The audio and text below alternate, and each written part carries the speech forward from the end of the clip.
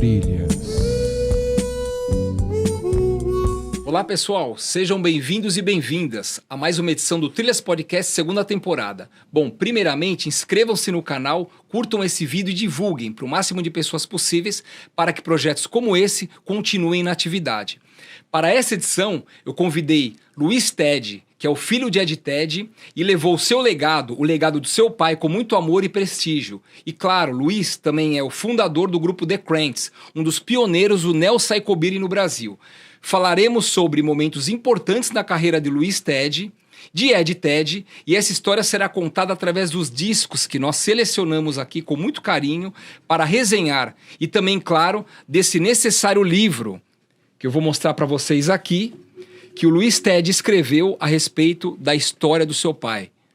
Só aqui daria mais do que uns 30 podcasts, mas é claro, nós iremos centralizar a conversa nessa história, da história do rock and roll no Brasil, começando inicialmente com um disco icônico. Mas, obviamente, primeiro, antes de mais nada, eu quero agradecer, né, o aceite ao convite aqui do Luiz em participar conosco aqui nessa edição do Trilhas Podcast.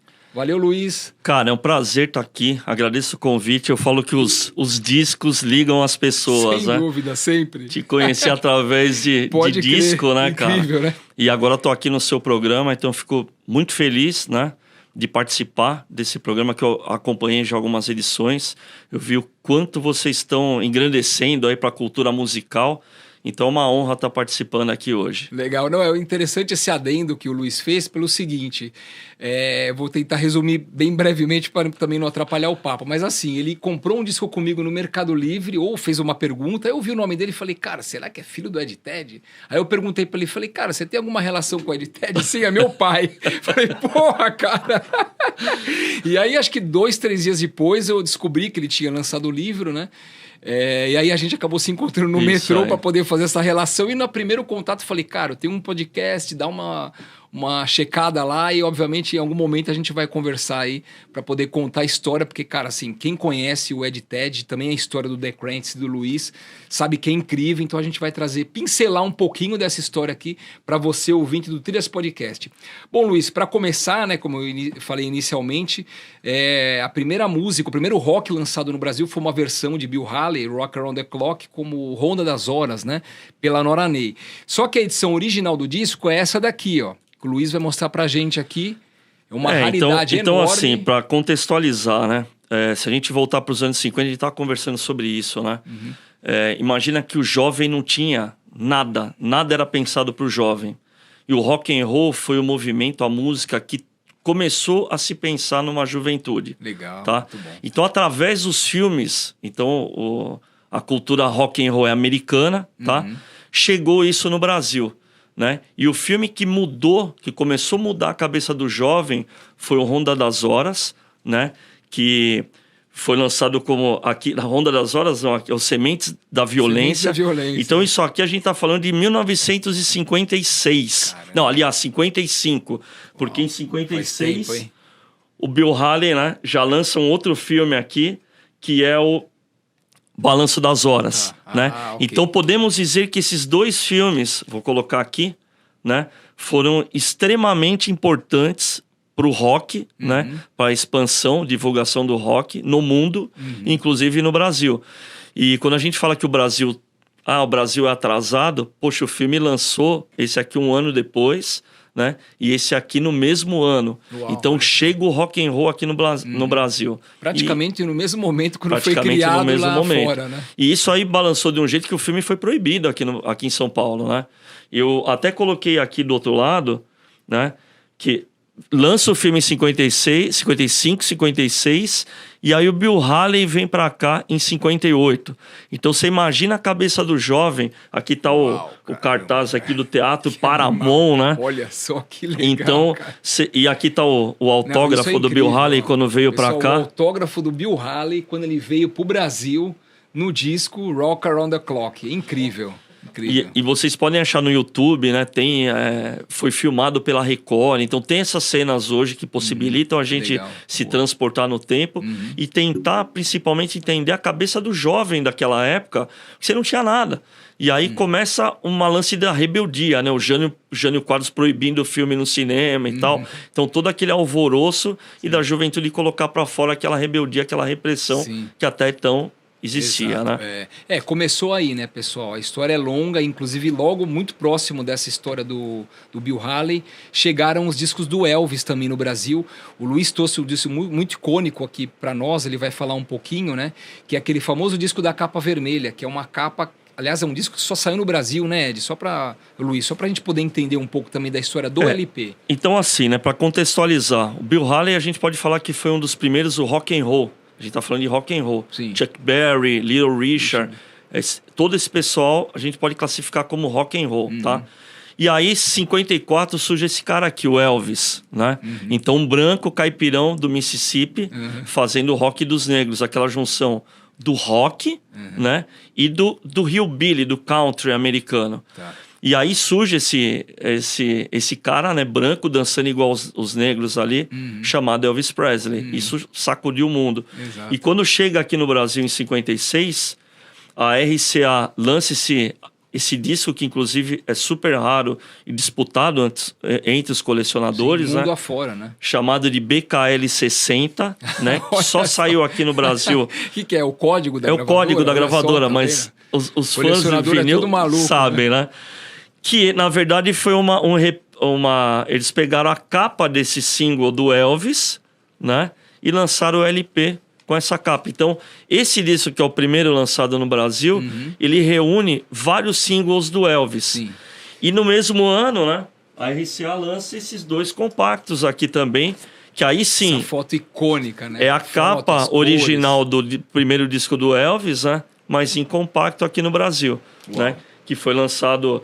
E influenciou muito, né? Clash, várias bandas dessa capa, né? Mudando aqui as cores e as músicas também. Que legal. Tá? Esses são de época de 1956. Tá vendo, pessoal? Só raridade aqui para contextualizar a história do rock and roll, tanto fora do Brasil quanto dentro dele, né? E de um pouquinho depois disso, Luiz, a gente também estava comentando aí nos bastidores a questão da mudança que a bitomania, né? E os movimentos aí da ditadura, infelizmente, deram uma barrada na questão do rock e tudo mudou, né? Muito próximo uma coisa da outra. Eu acho pode assim, contextualizar isso. Eu acho que antes de chegar nisso, se a gente pensar, né, voltar ainda, né, para não pular tanto tempo. Aí você imagina que chega isso aqui no Brasil, os artistas que tocavam aqui tocavam samba, né? Sim. Samba canção, era uma outra, a própria Nora Ney, né? Era samba canção. E aí né? pegam a Nora Ney, que era uma cantora de samba, para fazer uma versão em português de um rock por causa do filme e tal. E aí vão surgindo outros artistas. Exato. E isso se estende, né? Tem outros artistas, acho que o maior nome acaba sendo a Celi Campelo. Sim. Betinho, seu conjunto, com outro filme que também foi lançado aqui e tal. E aí a gente estende um pouco para os anos 60, já vem invasão britânica, os Beatles, né? A música começa a mudar no mundo, né? Que é a primeira vez que começa... sai um pouco do lado cultura americana e vem uma cultura inglesa para cá. Sim, exato. Muda a música, né? Muda a música, muda a juventude, mas ao mesmo tempo vem uma repressão de uma ditadura conhecida, o golpe de 64, né, cara? Sim. Então, quando você tá mudando, aí vem uma repressão e as pessoas começam a se preocuparem com o que vão falar, com o que vão se vestir, e aí você muda o jovem de novo que tava começando a se soltar. Sim, É uma coisa muito louca. Inclusive, eu já citei isso em outros programas do Trilhas, porque no início do rock no Brasil era bem homogêneo, né? Tinha muita mulher no rock, muito homem no rock, tipo, era bem 50%, assim. E na época da Jovem Guarda, uma música jovem, isso já caiu bem, né? Você pega muito homem, era um movimento bem mais machista até do que o próprio rock and roll, que tinha várias mulheres, a própria Celi Campelo. Sim. É um bom exemplo, né? Porque o irmão dela, que teoricamente seria o grande artista, viu que a irmã era melhor, falou, não, vou investir em você. Então existe, claro, né? O Tony também fazendo esse papel dele muito importante, mas a Celi muito mais até, né? E o rock sempre foi contestador, né, cara? Sim, o rock sempre mexeu. E aí veio uma repressão, né, cara, que eu acho que voltou... Por mais que aconteceram várias coisas e o jovem ainda continuou, né, de uma certa forma, tentando quebrar essas barreiras, né? Mas o negócio ficou um pouco mais sério. Para quem viveu essa época, eu peguei o final de uma ditadura militar, eu sou de 74, né? Então eu peguei no começo assim, da escola, mas os meus pais foram muito impactados com isso, né? Então escreviam fanzines nessa época, né? Criticando várias coisas e fazendo vários encontros, puxando para dentro de casa, porque você não podia... diferente dos bares, né? Aquela explosão dos anos 80 de danceterias e bares, as coisas começaram a se fechar dentro de casa novamente. Internas, né? Bom, e ainda nessa época nós trouxemos aqui algumas coletâneas para poder também contextualizar, né? Essa fase ainda que a gente chama de pré-jovem guarda, né? Para colecionador é muito engraçado falar pré de alguma coisa que ainda não existia, mas é citado dessa forma, né? Então tem um deles aqui que é importantíssimo, é um disco inclusive fácil de se encontrar por aí, né? É uma coletânea muito importante aí, que é essa daqui chamada O Rock dos Anos 60, né? O que a gente pode falar um pouco aqui, Luiz, a respeito dos conjuntos, cara, dos cantores, eu acho importante assim, né? Aí. Primeiro que a gente fala rock dos anos 60, é o rock dos anos 50, né? É aquele atrasinho, na virada tem razão, da década, né? 58, né? Sim, mais ou sim. menos, né? Mas eu acho que para quem está começando a curtir rock, né? E eu acho sempre importante voltar atrás e pesquisar as raízes, né? Sim. O fato histórico, a gente estava falando sobre isso de ler, né? E tal. Então eu acho isso importante, é um disco que você acha barato. E esse disco aqui, ele foi... Ele é de 85 e ele foi pensado aqui, montado pelo Tony Campelo, que a gente acabou de falar da Celi. Inclusive aqui, para quem está vendo o escrito, foi o próprio Tony que escreveu na época para o meu pai. Que legal, né? olha Ele escreveu só, quando lançou esse disco, até a data aqui. Uau. Apesar que ele colocou 86, né? E aí traz, cara, Betinho e seu conjunto, né? O Tony, várias versões. Aqui estão versões do Roy Orbison. Os artistas que a gente comentou, nos anos 50 e 60, faziam muitas versões em português, né? Então, acho que vale a pena... Carlos Gonzaga, né? Aqui, inclusive, tem o Carlos Gonzaga. Então, acho importante pesquisarem, né? É um disco fácil, né? De você ter na coleção. Sim, e traz esse comecinho. Exato. E um outro, né? Que a gente falou... Esse já não é tão fácil assim, mas se acha. Já é de 89, mas saiu em CD também, acho que pela Bruno Disco, se eu não me engano. Tá? O CD acho que é até um pouco mais difícil de achar, nunca vi o CD. Tá bem, mas ele foi montado pelo Albert Pavão, que foi outro cantor de época, né? A Meire também. Então, são dois irmãos de novo, né? Tony Celi e Meire e Albert, né? E aí é uma seleção... Os filhos do Teotônio Pavão, né? Que isso. E aqui o legal é que traz coisas dos 78 rotações, né? Então, o primeiro rock, então para quem quer, né? A Nora Ney. Tá, não vai conseguir o 78. Não. O mas Luiz, vai inclusive, achar tá atrás. Se alguém achar, pode acionar a equipe do Trilhas que a gente faz a ponte com o Luiz, porque ele tá querendo o original aí, 78 rotações, né? Isso aí. Então acho que vale a pena, né? Os amantes aí da música, né? Dos discos, se ligarem nesses dois trabalhos aqui. E coletâneas são legais, né? Porque realmente se achar esses discos de época já é impossível. Em bom estado, então, assim, é praticamente impossível ao quadrado. Então as coletâneas ajudam muito a gente conhecer um pouco dessa história aí do rock no Brasil. E era uma época interessante também, Luiz, que o pessoal construiu os próprios instrumentos, né? Sim. A história do Betinho, do Luizinho e seus Dinamis também é muito focada no pessoal nas oficinas construindo as próprias guitarras, pegavam um violão e colocavam um captador. Então, era uma coisa assim meio surreal se a gente pensar para os dias de hoje, né? Eu acho que já mostra a criatividade do brasileiro, né, cara? Exato, quando a gente fala que o brasileiro... E a vontade, né? A vontade de fazer. Então a gente até comentou o Luizinho e seus Dinamites. Era uma banda que trazia o som do Cliff Richard, né, cara? E uma pena, gravaram um disco, né, cara? Um compacto. E talvez, da minha, assim, modesta opinião, né? Talvez seja uma das bandas mais infernais da época. Aí. Eu gosto muito do Luizinho e seus Dinamites. Eu diria que nessa época é o disco mais pesado que tem, mais atual e assim energético. Sim. Luizinho, pelo próprio nome, né? Choque que queima. Choque que queima. É demais. Os Dinamites animal, quando né? tocam, cara. Exato. Diz que é demais. Que banda. Né? Bom, e aí tudo isso influenciou o seu pai. Acho que é importante falar. A gente vai entrar um pouquinho também nos detalhes do livro, mas a seguir esse caminho do rock and roll já no final dos anos 60, início dos 70 e por aí vai, toda essa trajetória que que ele desenvolveu. Então, até antes de entrar nisso, Luiz, eu queria assim, que se você se lembra, né, dos conjuntos que seu pai participou, mesmo não tendo gravado nada, e se gravou falar, né, para deixar também como referência aqui pro pessoal do Trilhas, desde os anos 60, 70, até chegar no Coqueluche. Eu costumo falar que o que mais me traz assim, lembranças e emoções do meu pai não é nem o rockabilly. Todo mundo conhece o Ed Ted, exato, vocalista do Coqueluche, né? Mas antes de existir o Coqueluche, meu pai sempre foi um apaixonado por sons ingleses, bandas de garagem, som dos anos 60, né? Foi a geração dele. Ele veio com a paixão pelo rádio, então ele escutava o Sossego, né? E vários outros programas de rádio, ele e um amigo e tal. Inclusive esse amigo dele montou um fã-clube dos Ventures na época. Olha só. Então meu pai sempre foi um apaixonado e sempre um cara ligado de ir atrás das raízes. Nossa. Então, por exemplo, curtir Stones, ele ia querer saber, né, quem era o Muddy Waters, quem eram esses caras que influenciaram os Stones, os Beatles, quem era o Carl Perkins, quem era... E aí, né, ele nasceu em 1950, então ele sempre foi um cara que essa não ganância, mas essa curiosidade, vontade, né? Essa vontade de pesquisar. Numa época muito diferente de hoje, não tinha internet, nossa, né? Quem tinha disco ali, eu até colocava o nome na capa, que era uma propriedade, para ninguém roubar aquilo, né, cara? Era um consórcio, né, para comprar o disco. Eu vejo às vezes o pessoal, nossa, por que o cara escreve cagou na capa do disco? Mas é que era uma pepita de ouro, né? Legal, era muito diferente, legal, né? Legal consensualizar mesmo. Do que hoje, né? Então ele teve sempre essa vontade, assim, muito novo, né, de pesquisar. E aí as bandas que me remetem, meu pai teve banda desde moleque. Então, de pequeno, ele participou no programa do Silvio Santos, imitando os Beatles, né? Nem tocava direito. Uhum. E aí ele teve, cara, os Four Boys, teve os Helkers, teve o Spectral Zuko Carlini, né? Aquela banda psicodélica. Então, ele foi acompanhando o rock ali. Uhum. Teve o British Beat com Ayrton Moyarini, né? Depois mudou para Satisfaction.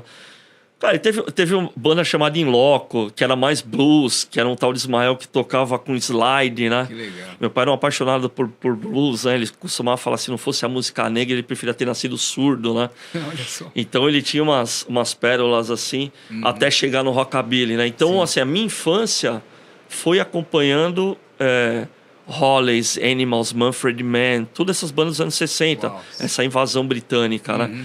Até dar o boom da mudança e do revival do rockabilly. Sim, isso já nos anos 80, né? Final dos anos 80. Que você citou, ele chegou a gravar alguma coisa em compacto? Então, no livro eu falo muito sobre isso, né? Eles fizeram vários shows, né? Tem vários flyers, mas era uma época que ninguém tirava foto. Então, meu pai... Eu tenho foto a partir dos anos 70, tenho foto do programa do Silvio Santos, que alguém tirou, eu tenho essa foto. Eu vi no livro. Né? Tem no livro. E então, assim, eu tenho as fotos das festas que tinham na minha casa, porque os bailinhos, como a gente acabou de falar de uma ditadura, antes disso, aí nos anos 60, 70, as bandas tocavam, as bandas de garagem, né? Os bailes eram de garagem. A minha casa, pequenininho, minha mãe e meu pai faziam baile em casa, que legal, né? Então, e essas bandas que eu me recordo da minha infância, né? Sim, e aí já fazendo essa ponte, né, com esse retorno do rockabilly aí, dos anos 80, surge o Coqueluche. Aliás, cara, esse disco seu aqui tá novíssimo. Está. Meu Deus do céu, eu nunca vi uma edição tão nova assim, cara. Uau, olha só. Isso aqui, pessoal, é essencial. Claro que toda essa relação das músicas que a gente está falando aqui estará na playlist do Trilhas. Você pode escanear esse QR Code aqui para poder escutar. E esse é um disco essencial, né? Essencial mesmo, muito interessante, muito curioso e que marcou muita geração, né? O que você pode falar aqui, Luiz, sobre essa fase, né? Você tinha quantos anos aqui? Cara, então vamos lá. O Coqueluche surgiu no final de 81, tá? Em meados dos anos 70, meu pai fazia as feiras de disco em casa. Então, aquela feira que o pessoal conhece do Tangerino, começou no quintal da minha casa. Exato, e ali o pessoal ia com uma sacolinha, não eram lojistas, o pessoal ia trocava discos, né? Sim. Que conseguia e trocava informação. E ali meu pai conheceu muita gente, cara. E ali... Você lembra desses momentos, dessas Eu lembro, porque, cara, eu era pequeno e ficava brincando e o pessoal tudo lá. Legal, então eu ficava brincando com um monte de gente, né? E sempre tinha as jam sessions, né? Então meu pai reunia, o pessoal tocava, né? E pra vocês terem ideia, frequentava Tony Campelo, frequentava o Jet Black, eu comentei que lançou um disco, já era na minha outra casa, a primeira começou na Avenida Mandaki. Então ali o Sossego, que meu pai era fã quando era moleque, né? Fez a guitarra que meu pai tocou no Coqueluche, deu pro meu pai. Então ali foi muita gente. Kili Vinil, Luiz da Baratos Afins. Então ali fervia a música, sim, né? E o Coqueluche, eu acredito, tá? Que quando morreu o Elvis, cara, isso mexeu... Desculpa, primeiro morreu Elvis e depois o John Lennon, né? Foram duas coisas que balançou ali com todo mundo. E a morte do Elvis trouxe novamente trouxe o revival de toda a cena rockabilly. Começou a falar sobre isso. E a explosão do punk, né? Sim. Então aparece uma molecada de novo, desafiando, né? E voltando para aquele rock básico. Sim. E aí trouxe, né, essa efervescência do rock and roll, né? Sim. E do rockabilly. E meu pai, cara, ele começou com essas coisas de cruzeiro, ele já amava Buddy Holly, no Satisfaction ele já cantava música do Buddy Holly, já tocava Carl Perkins, Johnny Burnett.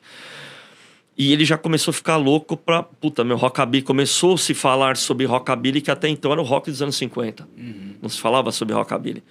E nessa época eu lembro que meu pai tinha um amigo chamado Carlos, ele era muito amigo do Kili Vinil. Ele foi em 81, ele foi pra Inglaterra para ver um show dos Rolling Stones. Uau. E aí quem que abriu o show dos Rolling Stones? Essa banda aqui, ó. Os Stray Cats. Detalhe que essa capa está autografada, pessoal. Olha aí. Os Stray Cats abriram o show dos Stones. Esse cara ele era apaixonado pelos Stones. Ele falou, Ed, não era Ed, né? Era o Eduardo. Eduardo, você tá curtindo esse negócio de rockabilly e tal, não sei o quê? Meu pai já tinha umas bandas revival, né? Que já faziam, né? Rock and roll, mas a gente não sabia ainda, né? O que era rockabilly. Que você vai amar. É um tal de Stray Cats. Aí meu pai ficou louco, cara, pra querer... Cara, nessa época o Stray Cats também tava começando. Eles são de final de 79 e foi quando eles lançaram esse disco. E ele conheceu porque ele abriu o show dos Rolling Stones, né? E aí, cara, meu pai ficou louco. Falou, cara, eu quero montar uma banda assim. E ele também entregou pro meu pai uma banda que chamava Buzz in the Flyers. Né? Eles gravaram uma música que é o Everybody's Moving, que é do Glenn Glenn. Que essa música virou Conta da Light. Uau, né? Olha que é o rock só, o azarado. Sabia, que legal. E aí, cara, meu pai falou, cara, eu quero ter uma banda assim. E aí na feirinha ele começou a falar com os caras, né? Que frequentava a feirinha. E o Marco Antônio, que é do Revolution, ele foi tocar nessa feirinha em casa. E ele falou, cara, o cara que tocava comigo, batera, ele curte jazz pra caramba. Troca ideia com ele. E ele tava lá. E aí, meu pai conversando com ele. Aí meu pai tinha um amigo que já tinha tocado também, que tocava baixo acústico, acompanhou Trini Lopes, quando veio pra cá, era um músico profissional, que é o Little Piga, né? Falou, aí os caras piraram e falaram, meu, vou montar uma banda dessa, né? Puta, rockabilly. Aí foram e chamaram o Lelo Cadillac, que tocou no Megatons também, com o Bitão, que tocava em bandas instrumentais, né? Que vinha com essa pegada meio Cliff Richard, Shadows, né? E aí os caras montaram o Coqueluche, que até então ninguém falava sobre rockabilly no Brasil. Imagina. Os caras lançaram aqui o compacto, que acho que dá para vocês perceberem. É rockabilly. É rockabilly, porque não é rock and roll, era rockabilly. Tá? E aí, cara, a banda sai em 81 e 83 lança esse primeiro compacto pela Baratos Afins, que aí mudou todo o cenário underground, né, de rua aqui no Brasil também. Sim. E aí ele lançou depois, eles lançaram também esse LP, né? Acho que também pela Baratos Afins, né? Isso. Sabe que o LP eu não tenho, eu já tive na minha loja, mas acabei vendendo e claro, me arrependi, né? Mas é um disco também que saiu em que ano? Foi? Saiu em 85, né? Então o Lelo sai nesse álbum aqui entre o Bitão, né? Tá. O Billy Bragg, né? Que veio chamar... Que o Coqueluche tinha isso, né? Apelidava, mudava o nome, né? Exato. E aí ele entra na gravação desse álbum de 85, né? Que é o LP do Coqueluche. E até acho importante também, cara, já que a gente tá falando de rockabilly, acho que é legal pro pessoal que tá acompanhando, que de repente não sabe o que é, mas é um termo, o rockabilly é um filho do rock and roll, né? Que é a mistura do country, do hillbilly e com o rock and roll, né? E se a gente puder traçar uma figura, é o Sam Phillips, que é o proprietário da Sun Records, com a cara do Elvis. Então, imaginar que o Elvis foi o cara que popularizou o rockabilly, né? E com o estilo do Carl Perkins. Então essas três figuras, na minha opinião, definem o estilo rockabilly. Muito bom. Né? E batizado esse termo, né, pelo Dewey Phillips, que era um cara que era um DJ de Memphis. Então, quando surgiu o Elvis, que é esse rock caipira, falou, putz, esse cara tem a habilidade de tocar o rock dos negros, que é o rockability, né? E virou o rockabilly. Legal, acho importante isso contextualizar. Bom, ótimo, perfeito. Muito, muito massa. Bom, e aí, assim, todo esse contato que seu pai teve com vários artistas, né? Obviamente que naquele momento todo mundo era muito igual, porque participavam dessa feira, né? Inclusive, quem não sabe, pessoal, a Feira do Tangerino chegou a ser a feira mais famosa de São Paulo de disco de vinil por muito tempo, né? Inclusive, ela ainda existe, vale a pena pesquisar para poder tomar conhecimento de onde é feita e por aí vai, mas ela surgiu na casa do Luiz Ted como um projétil ainda dessa feira, o que viria a ser no futuro. E nessa época, como você bem citou, o Kid Vinil também frequentava, né? Então, qual foi a relação dele com seu pai? E nesse disco especificamente aqui, que a gente pode falar, né? Que é Kid Vinil e os Heróis do Brasil. Isso. Yes, isso aí. Então, eu também assim, já tive esse disco aqui. O Kid foi um cara que acho que ele deu força pra todo mundo, né, cara? Sim, ele, nossa, um amor de pessoa. O cara, um amor de pessoa que conhecia muito, não só rock em geral, né, cara? Esse cara trouxe muita música, deu oportunidade pra várias bandas, né, na época. E essa amizade que ele teve com meu pai se estendeu, então, assim, nas feiras, nas festas, nos shows, nas gravações. Então o Kid sempre foi um cara muito presente na vida do meu pai. O próprio nome do livro, né, cara? Que depois a gente vai falar sobre isso aqui. Se conhecê-lo era amá-lo. Foi uma expressão do Kid Vinil quando ele falou sobre meu pai no dia que ele morreu, né? Então, pra gente contextualizar esse disco, o Kid ele gravou várias músicas do Coqueluche. Inclusive, tiveram algumas pessoas que até falam, putz, essa música Conta da Light, né, do Kid Vinil. A música é o Rock o Azarado, é que o Kid Vinil gravou como Conta da Light, né? E aí eu conheço como Coqueluche. Lá em casa é o Coqueluche que toca. E aí nesse disco aqui ele gravou duas músicas do Coqueluche, né, que é o INP Rock e o Rock o Azarado. E depois ele gravou... Tem um outro disco que eu esqueci o nome, que ele saiu, acho que em CD, que ele tá mordendo um disco assim, de capa branca. Tá com óculos meio e ele gravou assim. Isso, ele gravou uma música do Rock Terapia, que é o Baby Não Vá, e o Buzum, também do Coqueluche. Mas o legal desse disco aqui, que acho que é legal compartilhar aí com os fãs da música, né? Que ele foi produzido pelo Roberto de Carvalho, que é o marido da Rita Lee, né? E a curiosidade é que na música INP Rock, o meu pai faz backing vocal com o Roberto de Carvalho. Então estão os dois no backing vocal de uma música do Coqueluche cantada pelo Kid Vinil. Nossa, então fiz questão de trazer várias influências, né, esse álbum aqui para trazer a memória do Kid Vinil aqui também. Legal, ótimo. E aí a gente falou do Stray Cats, né? Pulamos um fator importante também, que é o Guanabetes, que é uma banda também que eu não conhecia. Eu fiquei sabendo pelas nossas conversas, depois eu fui um pouco atrás. E é importante também contextualizar, né? Para que o pessoal possa ouvir um pouco a respeito também da história desse conjunto. Eu acho que contextualizando esses dois álbuns aqui para entender um pouco de cena agora, né? Saindo um pouco do lado musical. O Coqueluche surge, a banda estourou, os caras abriram o show do Raul Seixas, fizeram uma porrada de show. Se vocês pesquisarem, puta, tem paradas de sucesso na frente do Paralamas, né? Eram muitas coisas acontecendo nos anos 80. E o Coqueluche disputava com eles mesmo. Não tinha outra banda, né? Sim, nesse estilo. Então era uma banda que tocava com um monte de gente, né? Legal. Tocaram com Titãs, tocaram com um monte de artistas que marcaram muito essa época, né? O Traje, Barão, né? Fizeram uma porrada de coisa. E aí começa, com os shows do Coqueluche, surgiu uma cena rocker no Brasil. Meu pai monta um clube chamado Clube do Rockabilly para começar a promover festas. Isso começa a vir gente de tudo quanto é lugar, fanzine, carta, né? Começa a crescer essa população, né, de apaixonados por Rockabilly, né? E depois esse nome muda para Rock and Roll Clube do Brasil. E aí, cara, estamos em 1989. Isso eu já estava na cena, porque... a partir do Espaço Retrô de 88, eu comecei a frequentar, assim, direto com meu pai, né? Até então não podia entrar nas festas, né? E aí chegou 89, a Stiletto, né? Que era uma gravadora, lançou uma porrada de coisa, lança esse álbum aqui. Caramba, saiu no Brasil, então. Saiu no Brasil, Guanabates, né? Que era uma banda de psychobilly, né?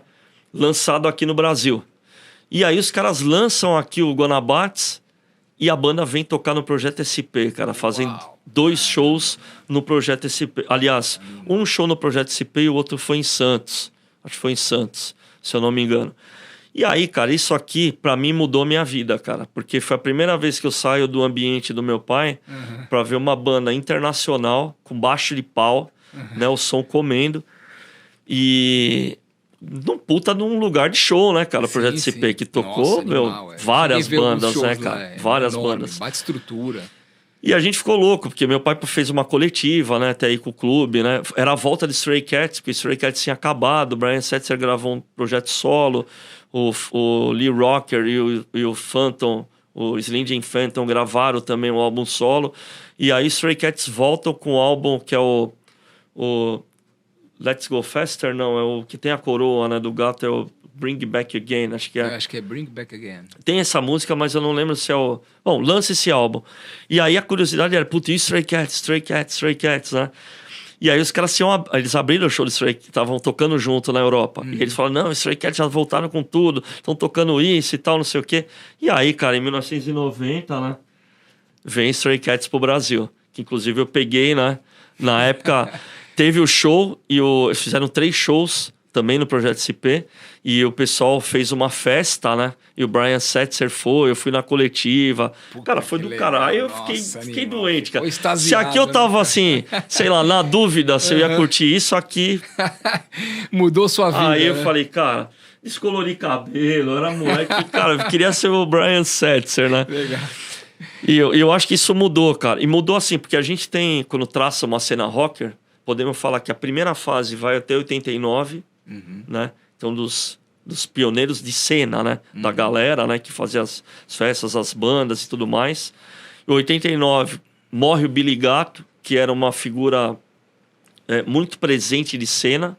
Então, ele era vocalista dos Grilos Barulhentos na época. E depois do show de Stray Cats, ele sai desse show e sofre um acidente no 9 de julho e morre, cara. Ele e o baterista do Vera K, que é o Renato, morreram super jovem. E depois daquilo, com a vinda de Stray Cats, muda a figura da cena rockabilly no Brasil, né? Começa a ficar mais popular, começa a criar novela Estúpido Cupido, aí Miquinho, novela Bambolê. Aí muda a cena e começa a vir um monte de gente que estava vindo pelo modismo, né? Tá, começa a mudar um pouco essa cultura underground aqui no Brasil. E aí tem mais alguns discos aqui, né? Bom, aí nós já entramos na fase que aqui... você também começou a fazer música. Né? Não, aqui ainda... Eu até pulei, que aqui a gente falou sobre o Billy Gatto, né? Sim, Então, aqui em 89 e 90, também lançado aqui pela Devil Discos, lança a primeira coletânea, né, de Psychobilly no Brasil.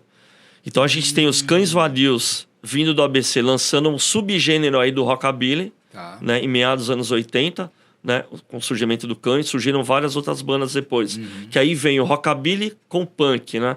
A fusão do rockabilly com punk. E aí eu trouxe essa coletânea porque marcou muito a época. Então, com bandas, Cabiles, Kryptonitas, que é do Ricardinho Cunha, que é muito amigo do Sérgio Barba. Né? O Cães e a Grande Trepada do Rio de Janeiro. Né? Então eu trouxe isso e foi um álbum em memória, né? Tá até aqui. Não sei se vocês vão conseguir ver. Ao Billy Gatto. Então que fecha esses anos 90, vai, a primeira fase. E muito próximo disso também tem aquele CD Sai Correndo, ou não? Não, aí depois. Depois. Então aqui, assim, fechamos o começo da cena rockabilly, rocker, né? E pegando também, contextualizando com a cena psychobilly. Legal. E aí tem esse disco aqui que eu sinceramente não entendi muito bem, mas eu quero que você nos conte. Você tá na capa aqui. Isso. Olha aqui, ó, novíssimo. Novíssima onda. E isso aqui, imagino que seja um disco difícil de aparecer, né? Porque Secretaria do Estado da Educação. Olha só, completamente meio independente no sentido de ter um selo fabricado mas lançado de forma independente. Conte um pouco pra gente aí, cara. Então, ainda falando sobre os anos 89 e 90, né? Que eu falo que aí começa a minha história dentro da cena rocker, né? Rockabilly e psychobilly, né? Então essa paixão do meu pai, né, de ver desde moleque, cara, desde criança, ver essas coisas acontecendo, sempre me liguei muito de visual, né? Então o pessoal vinha, minha mãe, cara, eu falo que sem minha mãe, acho que nem tinha existido a Ted. Você imagina, 3 crianças, cara, e minha mãe sempre recebia um monte de gente. Difícil. E eu sou da Zona Norte, onde nasceu o punk e o rockabilly. Sim. Então minha casa era desde cara com moicano, cara com topete, tinha de tudo. Sim. Então você imagina, um pai de família, né? Com 3 crianças e minha casa era festa todo fim de semana, cara. Então, é que aí acho que veio um lado hippie, né? Do meu pai e da minha mãe. Porque era o lado de, tá Sim, tudo bem. 60, que senão, já cara... Já passamos por isso. Que senão não tinha acontecido. E aqui realmente começa a minha história, porque... comecei meio que copiar meu pai, né? Aqui tô eu, né? Do lado tá o Deni jovem. E o Eric, que eram filhos do Ló, que tocavam com meu pai no Rock Terapia, né? Então, com o final do Coqueluche, no Rock Terapia, não só no Rock Terapia, mas o Ló, ele vem das bandas de garagem do meu pai. Então, a primeira banda do meu pai, que chamava Four Boys, era com o Ló. Então, teve várias bandas, né? Então, eram meus vizinhos e amigos de infância, a gente começou a copiar nossos pais. E a gente montou uma banda. O Fleury, que hoje é comandante de aviação, né? Trabalha em companhia aérea, né? E era um baita no músico baixista, né? E a gente começou a bandinha e disputamos concursos interclasses no Matão, que é um colégio da Casa Verde, né? Colégio que existe até hoje. E ganhamos esse campeonato de alunos. Eu tinha 15 anos. Como a gente ganhou, saímos... Bait of the Garage, era Bait of the... Total. Schools. A gente tocou, abrimos com o Pipeline, tocamos a versão do Roberto Carlos lá do The Wonders. Eu sou do tipo que não gosta de casamento, né? Demais. E que a gente tinha uma gangue chamada The Wonders nessa época, né? Andava com pet, né? Andava visual 24 horas por dia. São Paulo era perigoso, viu?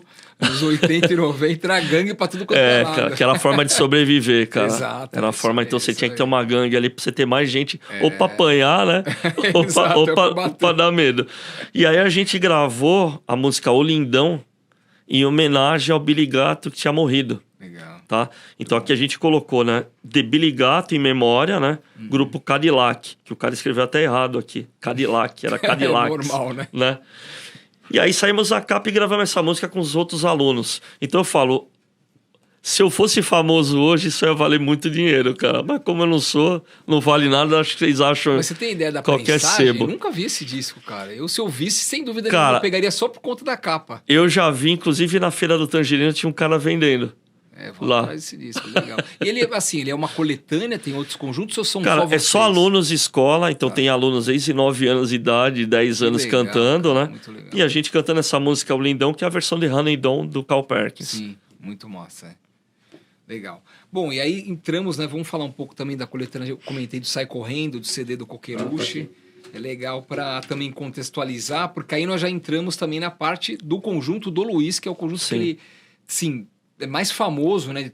Acredito eu, de toda a sua trajetória. Essencial, até comentei com ele, tinha um amigo meu, manda até um abraço pro Juliano Guins de Jundiaí, tá acompanhando o Trilhas Podcast que eu sei, e ele já conhecia o conjunto, ele pedia para eu comprar os CDs na Barata Safins, que ele mora em Jundiaí, a gente estudava juntos na faculdade, e pô, deixar o dinheiro com você vai lá e compra para mim. Foi aí que eu tomei conhecimento tanto dessa coletânea, Sai Correndo, porque eu acabei comprando uma para mim também, porque eu gostei, né, das letras e todo o contexto, assim como também os CDs do The Cranks, né? Então é legal também entender como que começou essa banda e também apresentar pra gente os CDs aqui que o The Cranks lançou até então. Então assim, como eu comentei, quando eu vi o Guanabates, cara, eu descobri que tinha um outro link aí, não só o Guanabates, mas o Meteors, né? Uma banda de psychobilly inglesa. Eu descobri que tinha esse outro link, né, com o rockabilly, que era o lado punk. Então você imagina, para um adolescente que quer escutar só cacetada, quando eu vi que tinha um estilo dentro do rockabilly que era mais rápido, falei, cara, isso é minha cara, né? Que aí você tá com Ramones, um monte de coisa acontecendo. Falei, caramba, que é isso? Que loucura. Aí topete maior, né, cara? As roupas já toda... Aí era tudo que eu falei, meu... Eu até então eu tava copiando meu pai, né? Fazendo rockabilly e tal, não sei o quê. Mas eu queria ser eu, cara. Queria, tipo... Lógico, apaixonado por rockabilly, mas eu queria diferenciar de alguma coisa. E aí eu fui, de cabeça nessa cena psychobilly, né? E aí o Crentes, cara, surgiu, a gente tinha que participar de inclusive o Roadrunners, a gente tava conversando aqui, né? Sobre o Roadrunners, uma outra banda de rockabilly. A gente foi participar num evento no Clube das Bandeiras com o Roadrunners, e a gente tinha que ter um nome, né? E aí, não sei o que, tal. E no outro dia de manhã, tocou a campanha de manhã cedinho, era os Testemunha de Jeová, né? Que tocava a campanha de casa. Meu pai, puta, atende essa campanha que essa hora só deve ser crente, né? Aliás, por que vocês não colocam o nome da banda dos crentes? Só que aí, cara, a gente colocou com K, porque não significa nada, e Crentes lembrava Cramps. Porra, a primeira coisa que eu pensei, cara. Cara, tá aí, né? Pô, perfeito. Os crentes. Cramps, né? Cramps, e aí tem várias histórias com isso que inventaram. Os crentes, os devotos, Nossa Senhora Aparecida, tocamos junto, quase fomos proibidos de tocar. Deu um monte de repercussão. Excomungado pela Igreja Católica. E aí começamos a fazer isso. E eu comecei até então, que eu tocava as covers, o meu pai fazer música, né, também. E aí comecei a escrever as letras, cara... Apaixonado por terror, por filme do Zé do Caixão, por tudo porcaria, cara. Era um prato cheio para um monte de coisa, né, cara? E aí começamos a tocar, né? Começamos a fazer, tal. E quando a gente gravou a primeira demo, que inclusive saiu no Sai Correndo, né? Aqui uma curiosidade que eu acho que a segunda mistura com Cães Vadios, né? Inclusive a capa feita pelo Hulk, que é o vocalista do Cães Vadios. Mas aqui mistura uma segunda geração de psychobillys, né? Que é o que estava acontecendo no começo dos anos 90 aqui no Brasil. Então tem os Elvis Presley de Curitiba, os Mongoloids, que inclusive foram os caras que propiciaram esse CD, que é o pessoal que era de Santa Isabel, né? Os Crápulas de Curitiba, né? A nossa banda e o Maniac Rockers de Londrina. E aí juntou um monte de banda, de apaixonado por psychobilly, né? Com um negócio de terror. Puta, vamos fazer um álbum. Né? Tinha já o LP da Devil Party, que foi o primeiro vinil, e esse é o primeiro CD nacional de psychobilly brasileiro. Exato. Né? Uma baita referência. Aliás, para mim, que não conheço tanto a cena, vou falar, não a única referência, mas assim, longe da segunda, a principal, né? E o próprio nome é muito curioso. Né? Sai Correndo. Sai Correndo, né? É muito bom, mano. Que é o legal do Sai Correndo com Psycho Horrendo, né? Então é uma mistura do filme de terror, Sai né? Correndo. É, Gwen, essa você não sabia, acho, hein? E aí, cara, isso aqui abriu porta para muita coisa pra gente. Então, o que eu tenho a comentar, a gente tocou no Festival do Clube das Bandeiras, conhecemos o Mongoloids, e aí os caras chamaram, né, as bandas se juntaram para fazer esse CD. Isso aqui abriu as portas pra gente tocar em Curitiba, no evento que era o segundo Psycho Fest, que hoje é o maior evento de psychobilly que tem na América do Sul. Hoje tem o Psycho Carnival, eles estão na 27ª edição. Uau. Então a gente tocou em 96 lá e de lá pra cá tocamos muito. E quando o Kalanka escutou isso aqui, ele falou, cara, eu quero gravar vocês. A gente nunca tinha entrado num estúdio assim pra gravar. E aí o Kalanka, né, pra quem não sabe, o proprietário da Baratos Afins, lançou o Coqueluche, né? Sim. E aí ele falou, cara, eu quero lançar vocês. E tem mais, o Kalanka, como todos sabem, ele não gosta de CD. Ele sempre foi um cara que, né, desde a época que o pessoal não queria mais saber de vinil, ele não queria nem ele falou, não quero essa mídia e tal. E o primeiro CD que ele lançou, que ele falou, agora não tem mais jeito, vou ter que me render. Foram os Crentes. Uau, não sabia dessa história. Foram os Crentes. Cara, porque tem muito CD lançado pelo... Sim, mas foi a primeira banda que ele lançou em CD. Que legal, olha só, 001. Aí ele produziu, deu a cara dele, né, e tal. Gravamos músicas do Coqueluche também, do Rock Terapia, músicas minhas. E ele, cara, se empolgou pra caramba com a banda, foi uma puta curtição e tal.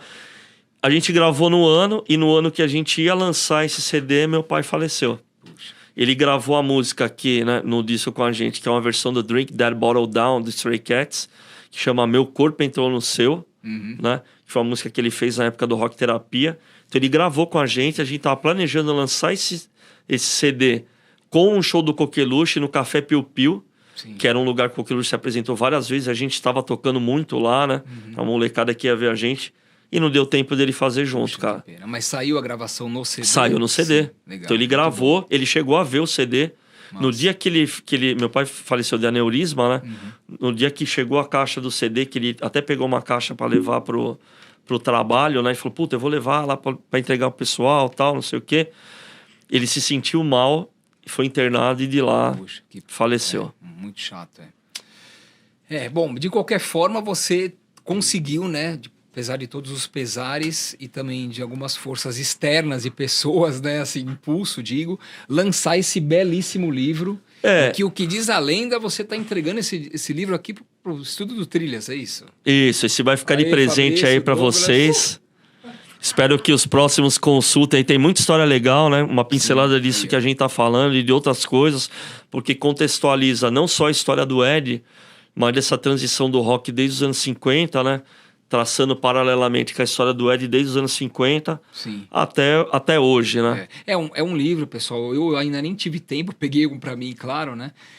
Nessa conversa que eu falei inicialmente como eu conheci o Luiz, mas não tive tempo ainda de ler a fundo. Tem muita informação interessante aqui, é uma divisão muito legal que ele faz da forma dos capítulos, né? E colocando detalhes assim, muita imagem de flyer, de capa de disco, de foto mesmo da própria família, né? Do que ele tinha guardado lá junto com o pai dele. Então, assim, é até difícil entrar no detalhe do livro em si, porque é muito conteúdo e o contato do Luiz vai estar nesse vídeo para que você também tente adquirir, né, se estiver disponível, esse livro junto com ele, porque vale muito a pena para você, como ele mesmo falou, não conhecer só a história do Ed Ted e do Coqueluche, dos projetos que ele participou, e sim a história do rock no Brasil, que isso que é muito importante, e também das feiras de disco de vinil, né, e todos esses encontros que ele citou. E a frase aqui, né, do Kid Vinil, conhecê-lo era amá-lo. Agora tem um detalhe desse livro que me chamou muita atenção, que acho que é legal a gente falar um pouco, depois também falar dos desafios em lançá-lo, que é a história dele com o Raul Seixas, né? Isso. Que você comentou. Se puder dar uma pincelada assim de como se deu esse encontro, acho que é importante. Então, assim, eu conto sobre isso, inclusive tem no livro do Raul que saiu.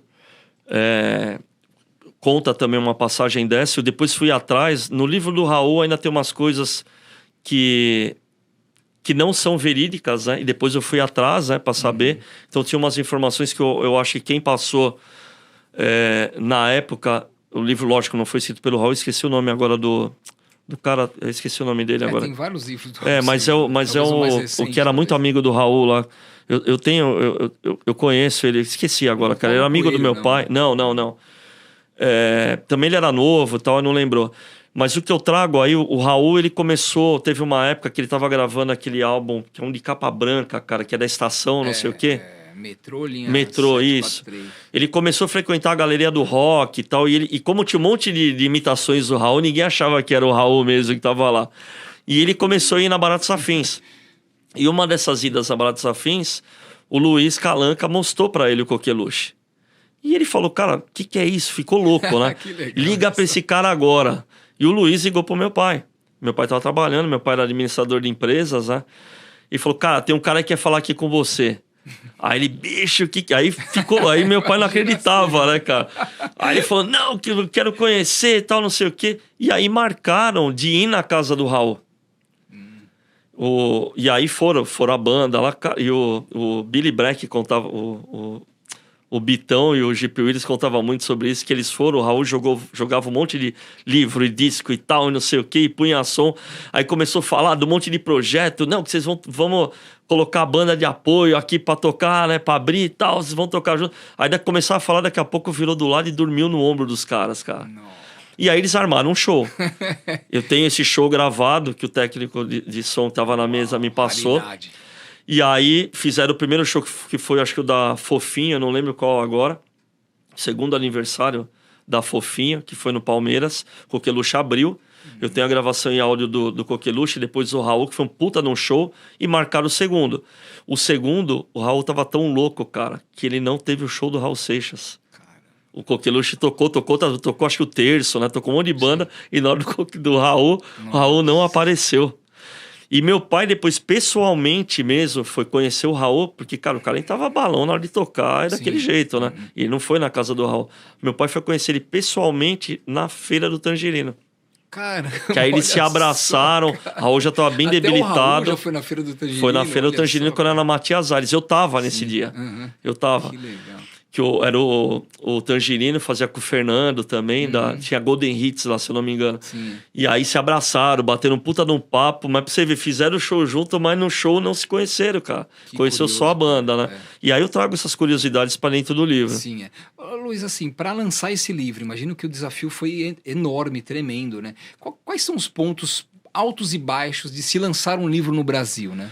Cara, aí tem várias coisas, né? Primeiro, assim, eu nunca imaginei que eu ia lançar um livro. Eu não sou um escritor, né, cara? Sou apaixonado por música. Teve um fator primordial que meu pai escrevia diários. Então tem vários diários na minha casa. Legal. E tenho várias pastas, recortes, anotação dele, anotações de quando ele era criança. Então, assim, parecia que ele deixou pronto, precisava só alguém para escrever. Que legal. Eu tinha tentado fazer um documentário em vídeo, entrevistei um monte de gente que conviveu com ele, mas não consegui. Na hora que eu vi a enxurrada de informação, eu falei, cara, não vai ter como fazer isso. Primeiro que eu preciso de dinheiro, preciso de ajuda, né? Sim. O roteirista e tal, porque eu começo a misturar o lado pessoal, né? E aí foi um casal de amigos em casa, que ele tem uma editora, faz livros pessoais, ele fez o livro do Rick and Roll, né? E aí ele falou, cara, é um pecado, né? Você ter todo esse material e tá parado. Aí começou a misturar uma preocupação, que eu tô ficando mais velho, meus filhos não têm interesse, né, pela história, eu tô vendo uma geração que não tem interesse. Aí eu falei, puta, se eu morrer, isso vai pro lixo, né? Eu falei, eu não sei quem que vai continuar, vão pegar e vão jogar fora. E aí o cara falou, vamos fazer um livro, tá? Hoje não precisa fazer uma tiragem grande. Você pode fazer a tiragem de 300, 200, 300 cópias. Eu falei, opa, aí já é mais fácil, né? Aí ele falou, você tem essas alternativas e tal, mas por que você não faz um financiamento coletivo? Que até uma sugestão aqui para quem tem um projeto, alguma coisa, tem várias ferramentas, você escreve o projeto, né? E coloca lá um objetivo e tal, e tenta, né? Então, assim, eu lancei, né, numa ferramenta, eu posso até falar aqui via Catarse, né? Mas tem outras, pode ser que tenha outras mais em conta.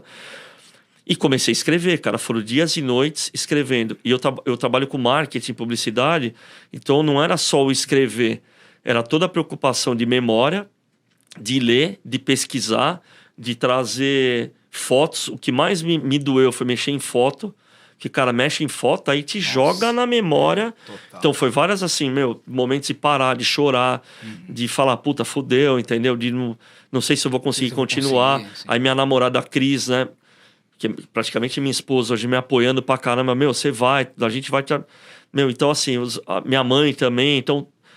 E é você com você, cara, quando você tá escrevendo. Só que assim, escrever, é foto, é nome, cara, ficha técnica. E aí, só que eu falo, hoje também, eu sou um cara até que a gente tem que trabalhar com as ferramentas que vão,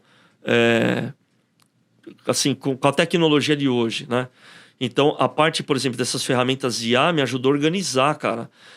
Porque eu comecei a colocar eu não quis só escrever, então eu coloquei show do Coqueluche, pegava jornal, do dia tal, saiu na Folha, saiu no Estadão, saiu não sei o quê. E na hora que você joga numa cronológico, isso te organiza. Sim, então isso me ajudou, né, nessa parte. Sim. Que seria impossível, cara. Porque assim, eu comecei a falar sobre o livro em março, e final de outubro o livro saiu. Cara, não deu nenhum ano. Rápido. Foi super rápido. E também todo mundo, né, cara? Então, assim, o Carlos, né, que é da editora, a Cris, né, Escudeiro, a Cris, minha namorada. Então, assim, juntou várias pessoas, né? Eu acho que energia positiva atrai pessoas bacanas, né? Exato. É por isso que a gente está aqui, né? Mantendo esse papo. Isso. Luiz, e como é que o pessoal faz para adquirir esse livro? Se você quiser passar os contatos, né? Então, assim, como eu falei, a gente já foi esgotada a primeira edição, né? A gente fez 400 cópias, esgotou. Aí eu fiz agora mais 200, eu tenho mais uns 20 livros, acho que nem isso, uns 15 livros. Até esse programa ir pro talvez ar já vai, talvez vai para uma terceira edição, mas pessoal, me procura no Instagram, Luiz Ted, Luiz com Z, Ted com 2 Ds e Y, né? Sim. Facebook, né? Vocês podem me procurar por lá. E aí me manda mensagem e tal.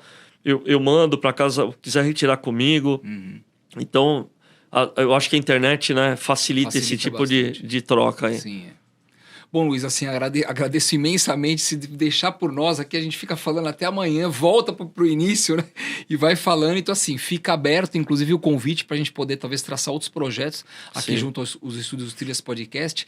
E é isso aí, pessoal. Vocês vão adorar essa playlist. E, mais uma vez, inscrevam-se no canal, curtam esse vídeo e divulguem para que eu possa continuar chamando junto à equipe do Trilhas pessoas tão legais quanto o Luiz aqui para contar a história belíssima, tanto do rock quanto da música brasileira em geral. É isso aí, então, Luiz. Agradeço mais uma vez a sua presença aí. Obrigado a todos, obrigado aí pelo convite e me inscrevam. E também, só avisando, eu tenho uma outra banda que é o Run Devil Run. Começou bem comigo falado, e com Ronaldo, Guitarristas Inocentes. Essa banda continuou, né? Então, o projeto que eu tenho hoje, a gente faz vários shows. É uma banda que mistura rock and roll, rockabilly, psychobilly. Então, vamos nessa e continuamos esse legado. É isso aí. Isso aí, pessoal. Agradeço mais uma vez e até as próximas edições do Trilhas Podcast. Tchau!